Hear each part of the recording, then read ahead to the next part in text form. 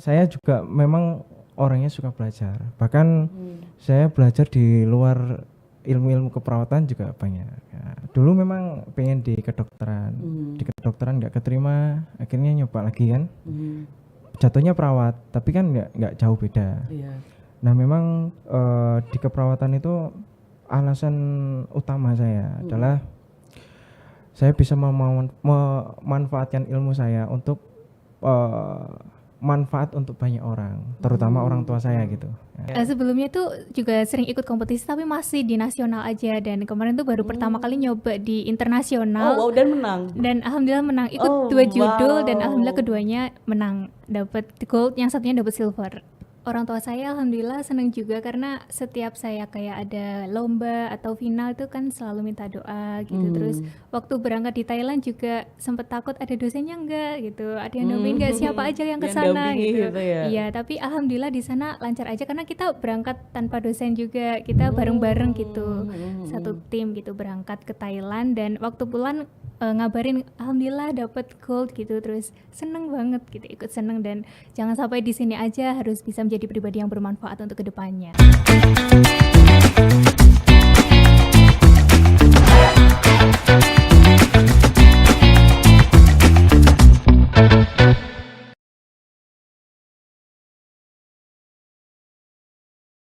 Kembali lagi di podcast Harian Surya dan Tribun Jatim Network, cakap sana cakap sini. Bersama saya Cindy di episode kali ini Tribuners yang akan menemani kalian dalam mungkin 30 menitan ke depan.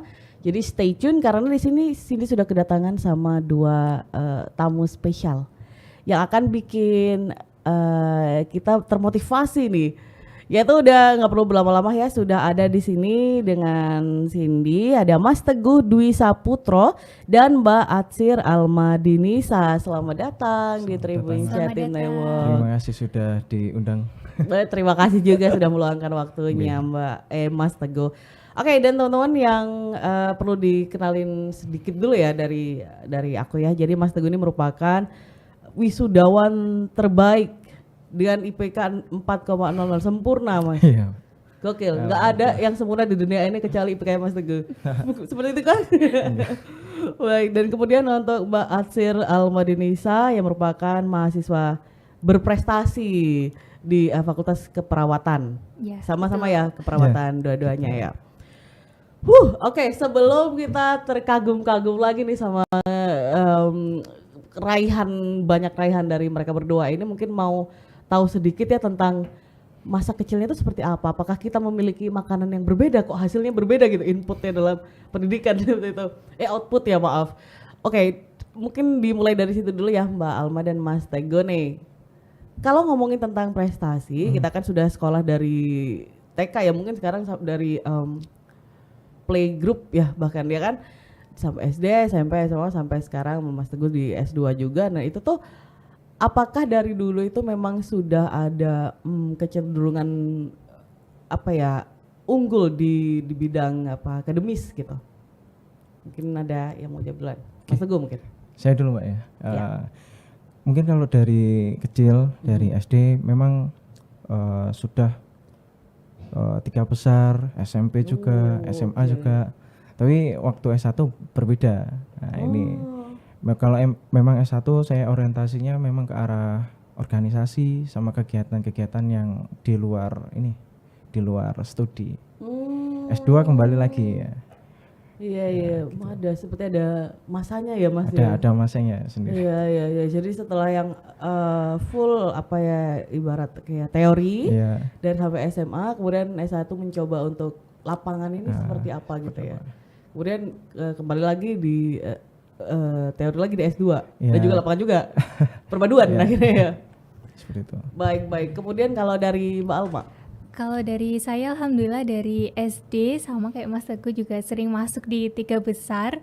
Terus kalau masalah perlombaan sih dari SD SMP masih belum nyoba lomba-lomba, tapi waktu SMA udah mulai tapi belum mendapatkan juara, hanya sebatas sampai finalis saja. Dan waktu S1 lomba apa itu Mbak waktu itu? Lomba ada cerdas cermat, kayak ya olimpiade, mewakili sekolah, tapi masih belum rezeki, masih belum pernah juara. Dan waktu di kuliah ini baru kayak mencoba untuk menulis esai, karya tulis gitu dan alhamdulillah mendapat juara. Oh wow, keren banget. Itu tuh memang keinginan dari kalian sendiri kan untuk apa ibaratnya ya, belajar atau memang disuruh nih, kan ada orang-orang tua yang kayak delaan nih le masuk iki iso kan gak bisa kayak gitu-gitu. Apa dari kalian sendiri atau memang ada suruhan dari orang tua? Gitu. Kalau dari saya sendiri Mbak, saya tuh orangnya suka belajar, suka Ada loh temen-temen. Jangan kaget loh. Ada. Jadi saya anggap sebuah tingkatan SD, SMP, SMA, S1, S2 itu sebuah proses, bukan kok sebuah kesulitan. Dan saya juga memang orangnya suka belajar. Bahkan saya belajar di luar ilmu-ilmu keperawatan juga banyak. Oh, wow. Oke, baiklah, masih agak mind blowing ya. Kalau misalkan berarti gini dong, berarti apakah tekniknya ini berbeda nih, teknik belajarnya Mas Teguh nih dibandingkan, karena ini kalau misalnya, mohon maaf ya kalau saya pribadi kan kalau baca buku kan ngantuk gitu tiba-tiba ya. Kalau mungkin ada tekniknya sendiri nih dari Mas Teguh. Kalau dari saya mungkin ini Mbak, saya pernah mendapatkan sebuah apa ya, trik ini tidak sengaja. Jadi dalam satu hari itu kita membaginya menjadi 3 waktu. Oke. Pagi, siang, sama malam. Oke. Nah, pagi itu setelah subuh 30 menit aja sudah cukup. Nah, siang biasanya saya gunakan sewaktu istirahat kerja. Itu kalau kerja ya. Oke. Malam itu sebelum tidur 30 menit aja udah cukup.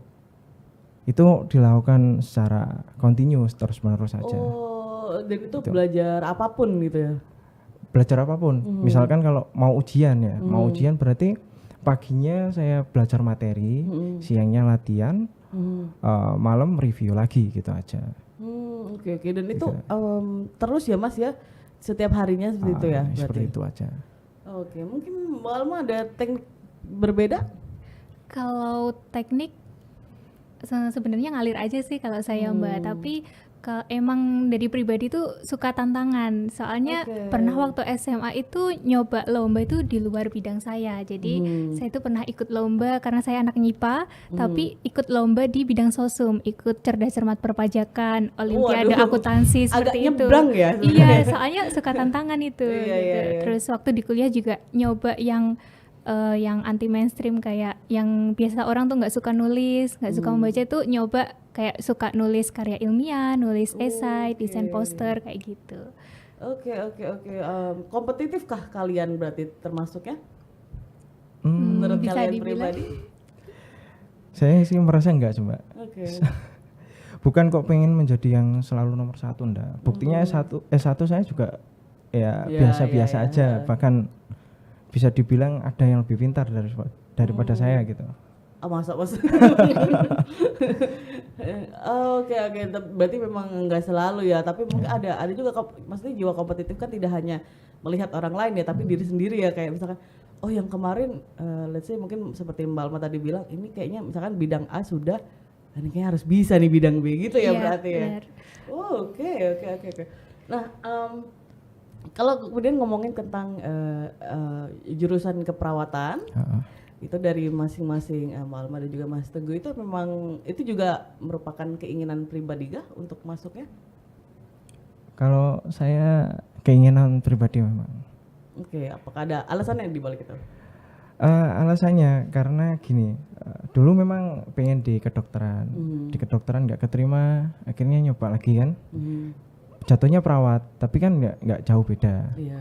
Nah memang di keperawatan itu alasan utama saya adalah saya bisa memanfaatkan ilmu saya untuk manfaat untuk banyak orang, terutama orang tua saya gitu. Ya, Betul, oke. itu mulai dari situ, oh ini jurusan yang oke sih. Gitu. Jadi memang alasannya karena pertama demi orang tua dulu ya Mas, kebermanfaatan sendiri kali ya. Kebermanfaatan untuk keluarga atau orang-orang sekitar dengan ilmu kita. Gitu. Tapi berarti akhirnya sering Mas ada keluarga yang kayak gitu, Mas iki rada ngeluh, aku diombeni apa ya gitu. Itu banyak. Tapi kalau yang sekarang karena saya fokusnya ke luka ya, perawatan luka, khitan modern. Oke. Jatuhnya ke situ, lebih ke arah anak-anak yatim atau yang duafa yang ingin khitan itu biasanya datang, atau rawat luka biasanya itu. Oke. Ini sebelum ngomongin tentang itu, maksudnya organisasi kah? Ya, kita kalau di keperawatan punya paguyuban khitan modern ataupun rawat luka yang modern juga. Gitu. Itu sebuah ada organisasinya juga. Oke. Sebelum kita lanjut ke sana ya Mas ya. Ini untuk Mbak Alma nih, yang tadi keperawatan itu memang keinginan sendiri ini atau dari dorongan dari orang tua? Itu sebenarnya ada ceritanya sih Mbak. Soalnya dulu waktu SMA, waktu milih jurusan itu masih bimbang, padahal udah hamin berapa itu harus input jurusan kan. Itu sempat pengen di teknik kimia, pengen ke farmasi, pengen ke kedokteran. Awalnya sih pengennya kedokteran, tapi masih belum dapat persetujuan dari orang tua. Akhirnya itu. Tapi bukan kayak orang tua biasanya udah kedokteran aja kok tambah nggak dapat persetujuan, itu gimana Mbak? Iya, mungkin karena mbak saya sendiri itu ke perawat juga, jadi direkomendasikan oleh mbak saya gitu. Okay. Terus akhirnya ya lihat-lihat nih rekomendasi mana nih univ baik yang ada keperawatannya, akhirnya nemu UNER. Terus akhirnya coba lewat jalur rapot, alhamdulillah bisa keterima gitu. Oke. Tapi berarti awalnya bingung, kemudian karena ada ya udah ini bisa nih, ada dari Mbak ya berarti ya. Mbak Alma berarti berapa bersaudara? 3 bersaudara. 3-tiganya perawat kah? Yang mbak saya itu perawat, sekarang sudah bekerja. Terus saya, terus adik yang masih SMP. Oh, masih ada adik, ini kayaknya perawat juga nih mungkin. Iya mungkin. Jadinya satu keluarga. Oke Mas, kita ngobrolin lagi ke organisasi ya. Pasti Mbak Alma dan juga Mas Teguh memiliki banyak pengalaman organisasi. Mungkin bisa diceritakan sedikit tentang beberapa pengalaman atau yang lagi aktif nih yang di sekarang. Saya dulu Mbak. Boleh, silakan. Kalau saya yang lagi aktif ini ada paguyuban khitan modern Surabaya sama rawat luka modern. Oke. Berarti yang khitan kan khusus untuk khitan ya Mas khitan, ya. Kalau yang rawat luka itu seperti apa ya? Jadi itu juga kayak semisal paguyuban khitan, cuma ini ranahnya ke rawat luka yang metode pakai modern dressing. Jadi kalau kita luka biasanya kan kita cuma bersihkan, kasih betadine, tutup kasa. Udah itu konvensional. Tapi kalau kita pakai modern dressing, biasanya luka-luka pada orang-orang diabetes, orang-orang yang susah sembuh. Itu kalau kita pakai konvensional itu sulit. Jatuhnya nanti semakin busuk dan nanti jaringannya mati, amputasi. Nah, kita menghindari itu. Kita pakai modern dressing yang sesuai dengan keadaan luka. Ya udah kita rawat dengan metode yang modern. Itu jatuhnya memang cost-nya secara satu kali datang mahal. Tapi untuk hasil yang dihasilkan dari perawatan itu bagus. Oh iya, maksudnya itu kan lebih untuk jangka panjang juga kan. Oke, dan itu yang biasanya nih yang ke rumah luka apa tadi Mas? Maaf. Rawat luka. Rawat luka itu tuh beberapa yang seperti yang penderita diabetes gitu-gitu. Diabetes, banyak post op. Oke. Oke, itu masih yang berjalan saat ini ya Mas ya. Itu lokasinya ada di mana Mas? Kalau sampai saat ini saya masih ke home care, jadi datang ke rumah. Khitan pun seperti itu, datang ke rumah. Jadi anak itu nunggu di rumah. Jadi nggak kayak kita anak yang datang ke klinik. Iya, biasanya gitu ya. Biasanya kan kalau anak datang ke klinik itu udah menimbulkan stres sendiri. Stresor ya. Tegang ya. Tegang. Ini datang ke klinik, tapi kalau kita yang datang ke rumah itu mengurangi stresor juga. Akhirnya anak itu pas kita khitan ya tenang karena di rumahnya sendiri juga. Jadi ada lebih nyaman gitu kali. Apalagi ditambah lagi metodenya metode modern. Jadi setelah sunat, setelah khitan nggak lagi pakai perban. bisa lari-lari, bisa renang itu Iya langsung gitu. bisa. Kan biasanya ada yang sampai nunggu kan kalau misalkan lihat adik saya dulu nih misalkan kan kalau misalkan pakai disuruh sarungan terus. Ya sekarang enggak. Udah enggak ya Mas ya. Jadi setelah hitan bisa lari-lari, lompat-lompat bisa pakai berenang juga bisa. Itu pakai metode-metode yang modern. Oh wow, udah beda sekali berarti sekarang ya. Iya. Oke, nah sekarang ke Mbak Alma mungkin di pengalaman organisasinya nih. Kalau di organisasi sekarang masih aktifnya di Ormawa atau organisasi yang ada di lingkup fakultas aja gitu. Ikutnya itu BLM atau Badan Legislatif Mahasiswa. Nah, di BLM itu saya ikut di Komisi 2. Komisi 2 pernah ada pengalaman di Komisi 2 itu tentang aspirasi. Jadi tentang aspirasi-aspirasi mahasiswa itu kita tampung terus kita sampaikan ke dekanat untuk perbaikan FKP ke depannya seperti itu. Oh, oke. Dan ini berarti tapi di situ masih aktif ya, Mbak? Masih aktif. Oh, oke. Untuk di luarnya mungkin ada lagi untuk organisasinya? Untuk di luarnya lebih fokus ke lomba-lomba sih. Oh, lomba-lomba ya. Oh iya. Ini dengar kan Mbak Alma juga baru menang ya, Mbak ya? Apa Mbak sebetulnya? Itu dapat gold medal di kompetisi IPTEC di Thailand, di Bangkok, Thailand. IPTEC di Thailand. Iya. Baru banget ini berarti? Baru banget kemarin Februari. Bulan kemarin. Keren banget. Selamat loh Mbak Alma. Terima kasih, Mbak. Itu gimana pengalaman di sana Mbak? Tapi kan itu kan bukan kompetisi pertama dong berarti kan? Bukan.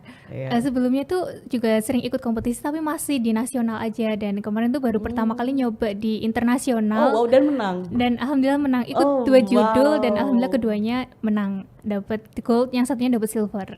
Oh, keren banget. Gimana itu Mbak pengalaman waktu itu?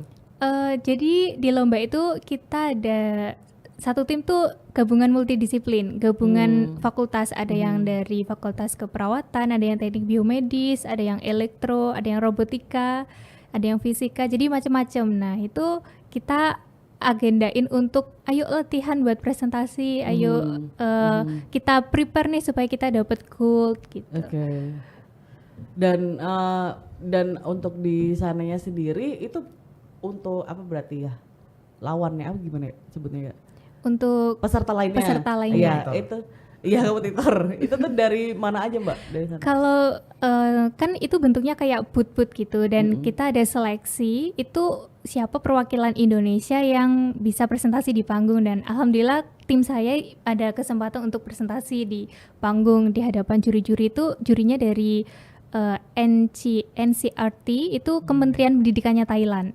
Nah, itu terus ya ada dari Singapura, Malaysia, ada Thailand sendiri, Indonesia, ada Saudi Arabia juga, ya ada Korea juga, Jepang juga ada. Iya.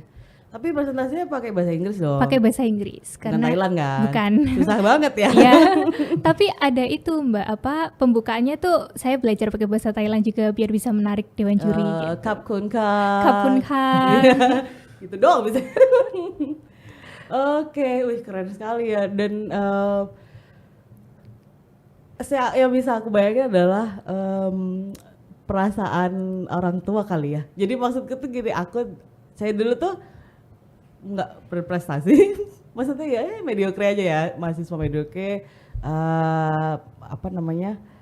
siswa mediocre. Cuman waktu itu SMP itu pernah dapat danem tertinggi, dulu masih danem. Sekarang apa masih danem ya?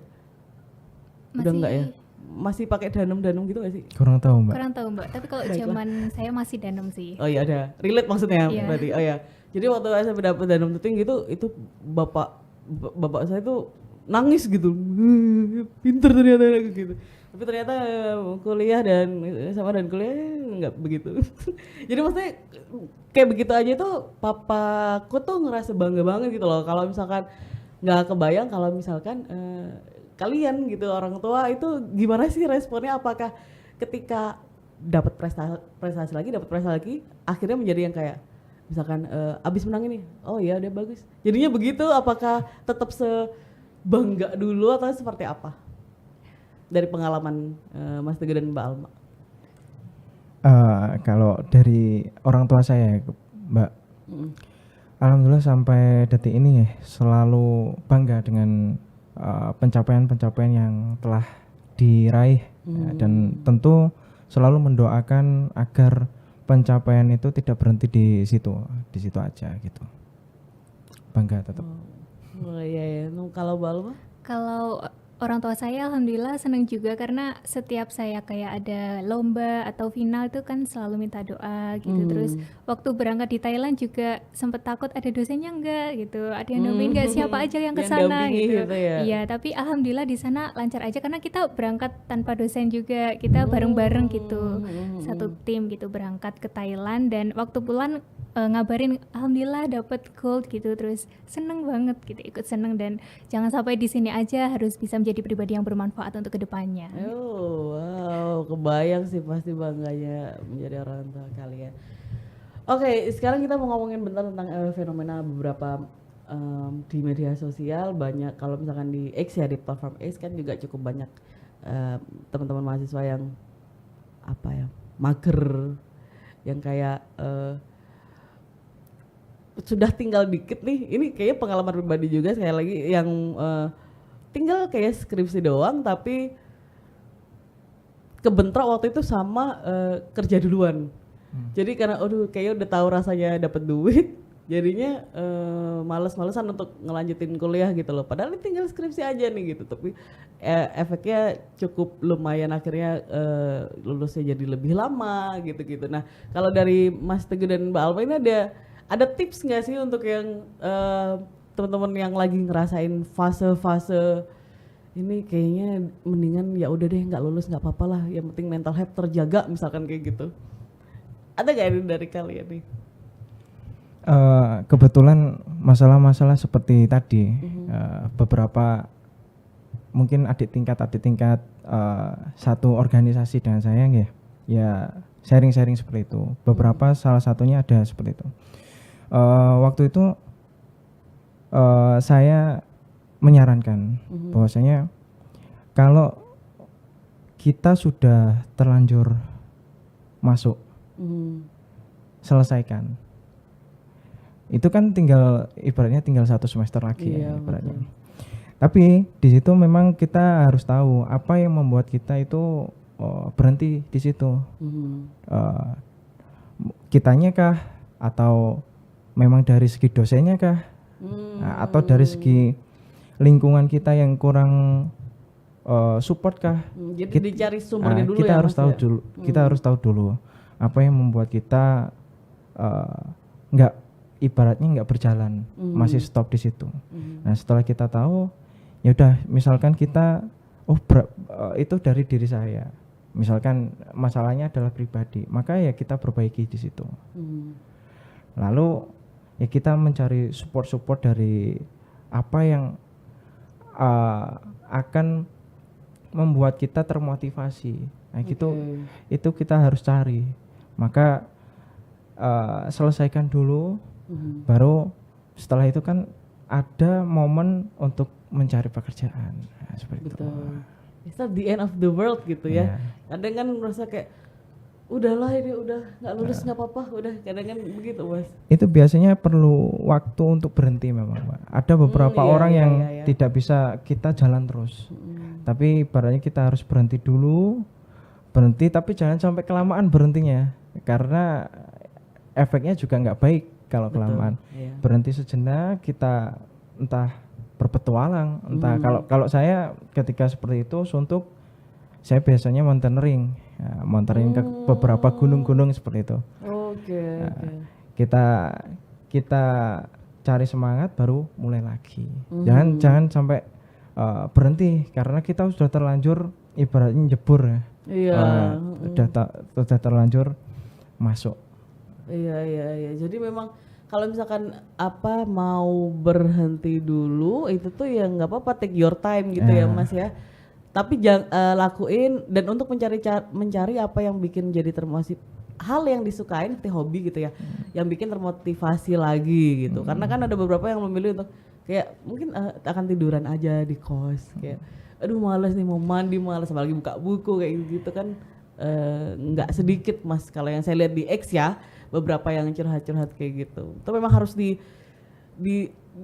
apa ya, diusahakan lagi gitu ya Mas ya. Tapi tidak sedikit loh Mbak, ini fenomena yang saya temui. Berhenti tidak mau melanjutkan skripsi, dia memilih keluar, tetapi dia berhasil. Dan ini Ya, betul. ada beberapa percakapan yang saya tangkap dari orang-orang yang waktu saya nongkrong, waktu saya ngopi. Gini, ketika kamu pengen sukses, itu ada dua pilihan. Kamu jadi yang paling pintar atau yang paling nakal. Oh wow. Kita lihat teman-teman kita waktu SMA SMP, lihat yang paling pintar atau yang paling nakal, Iya dia lagi. sukses. Ada Tapi lagi yang ya. biasa-biasa aja, maksudnya nggak paling pintar, nggak nakal, dia akan jadi biasa-biasa aja. Itu ada dua opsi, tapi kita memilih di sini yang paling pintar aja. Iya. Tapi terus jangan pilih aku nggak bisa jadi yang paling pintar, paling nakal aja. Jangan begitu juga. Ya. Gitu karena memang tapi biasanya teman-teman iya bener juga ya, tapi kalau misalkan keinget sama waktu masa-masa SMA dulu itu juga kadang biasanya tapi yang nakal-nakal pun Sukses. pinter dia, tapi sebetulnya itu cuman nakal aja nggak nurut gitu sebenarnya. Oh oke. Oke, kalau dari Mbak Alma nih.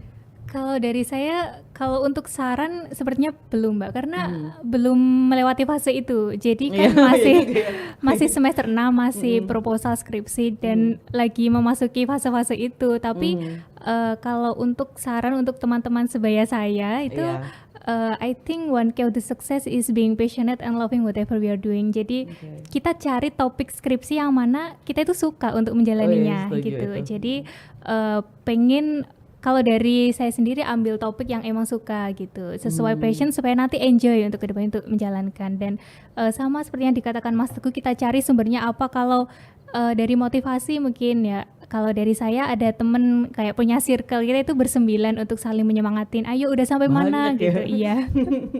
Seperti itu Mbak.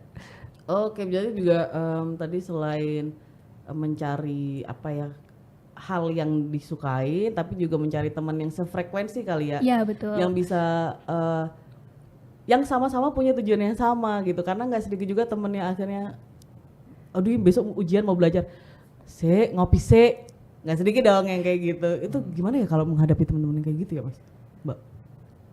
Menurut ada Jadi gini, taktiknya nggak? kita juga karena kita mempunyai tujuan ya, kita juga harus berani menolak ketika ada orang-orang yang Ya, betul. di situ kita berteman, tapi malah membuat dari pertemanan itu malah membuat apa? Pencapaian kita gagal, merusak pencapaian atau tujuan kita, Menghambat gitu ya. menghambat. Ya kita ya menolak, tapi kita tetap teman. Nah, Ya, harus berani menolak. berarti ya di reasoning kali ya. Ya. Oh ya memang, tapi kalau misalkan anaknya nggak enakan gitu susah Mas. Kalau sungkanan ya. Akhirnya diterima-terima aja. Kalau dari Mbak Alma nih. Kalau dari saya mungkin kita juga sebagai orang juga harus pinter untuk memilih-milih teman supaya kita juga nggak terjerumus nih ke dalam hal yang takutnya membuat kita menjadi tidak fokus kuliah lagi, membuat kita menjadi gagal gitu. Karena kan ada nih kata-kata kalau kita deket sama penjual minyak wangi, kita akan ikutan wangi. Nah, jadi kita juga harus pinter-pinter untuk mencari teman. Jadi tanpa kita kayak menjauhi teman yang negatif itu enggak. Jadi tetap berteman, cuman kita harus pandai-pandai memfilter gitu.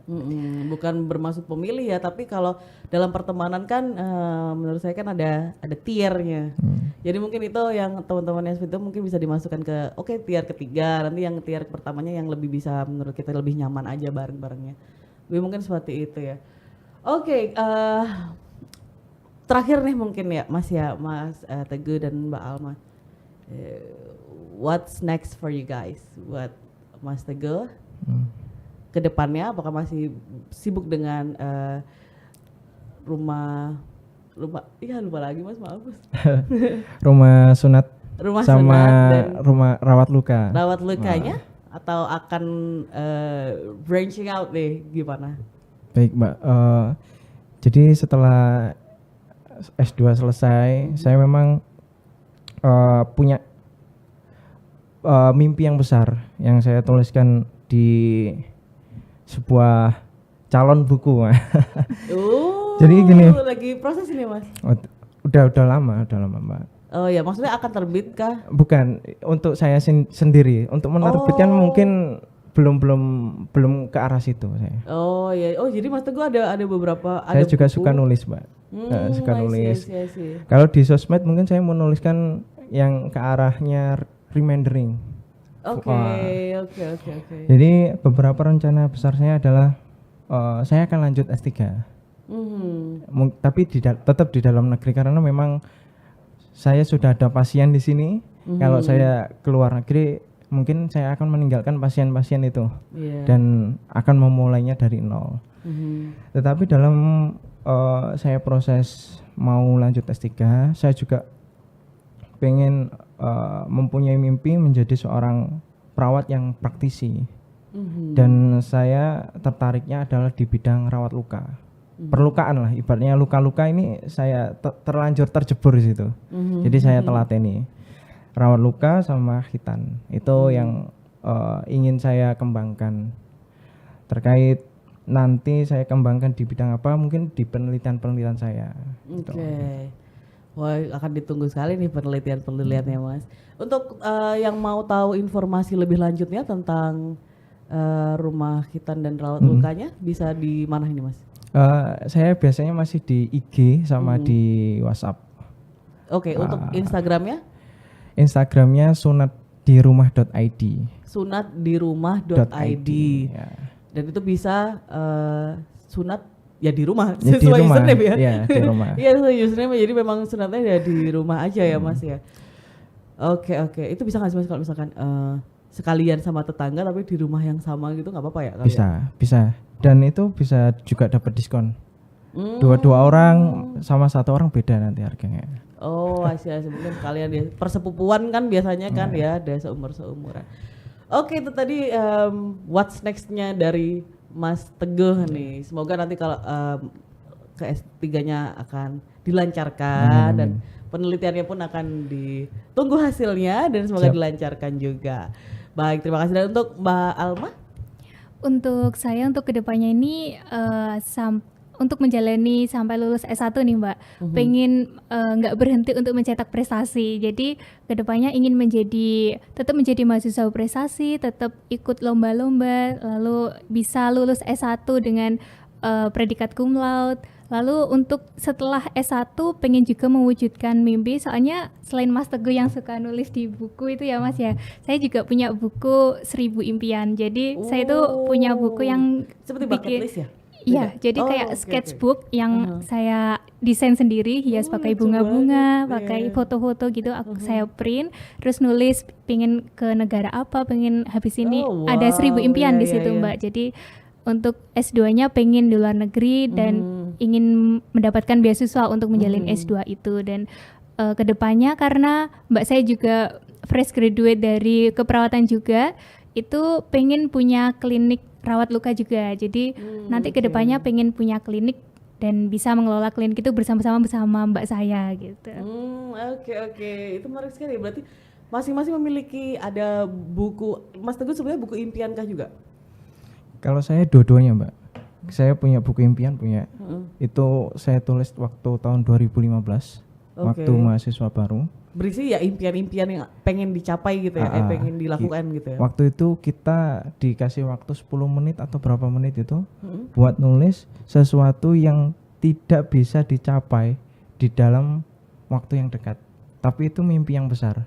Salah satunya IPK 4 ini Mbak. Saya nulisnya 2015 ya. Iya. 2015 tercapainya 2024. Berapa tahun itu? 9 tahun ya? 9 tahun. Merinding lah. Ya Allah, beneran tercapai tapi beneran tercapai dan itu dicoret. Itu waktu saya maba. Terus untuk buku sendiri, saya punya juga. Jadi buku itu kayak reminder. Jadi kejadian-kejadian yang membuat menurut saya ada hikmah di situ, saya tulis. Okay. Saya punya itu dua-duanya. Oke.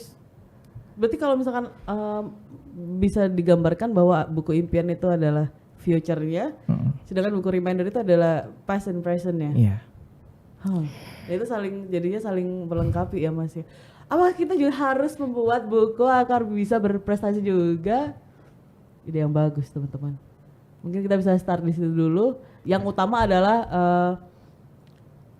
ini dulu ya, berarti ya kalau misalkan buat teman-teman yang ingin juga meraih prestasi seperti Mas Teguh dan juga Mbak Alma adalah belajar itu utama, jangan malas itu dulu. Beberapa yang masih malas pun tadi juga Mas Teguh sama Mbak Alma sudah memberikan tips-tipsnya dan semoga bermanfaat buat kita semua juga dan bukan hanya untuk mahasiswa ya, menurut saya kayak yang buku reminder dan juga buku impian tadi itu sangat-sangat menarik sekali untuk dicoba gitu loh, karena akan jadi motivasi juga untuk buku yang impiannya dan yang remindernya bisa jadi ya reminder buat kita ya juga. Alright, makasih banyak Mas Teguh dan juga Mbak Alma Sama-sama, Mbak. sudah hadir, Sama-sama, sudah Mbak. sharing banyak tips-tipsnya, kiat-kiat, rahasia, pengalaman dan juga banyak impiannya di sini. Semoga sukses Amin. ke depannya, dilancarkan apapun hal-hal Amin. baik yang pengen diraih ke depannya.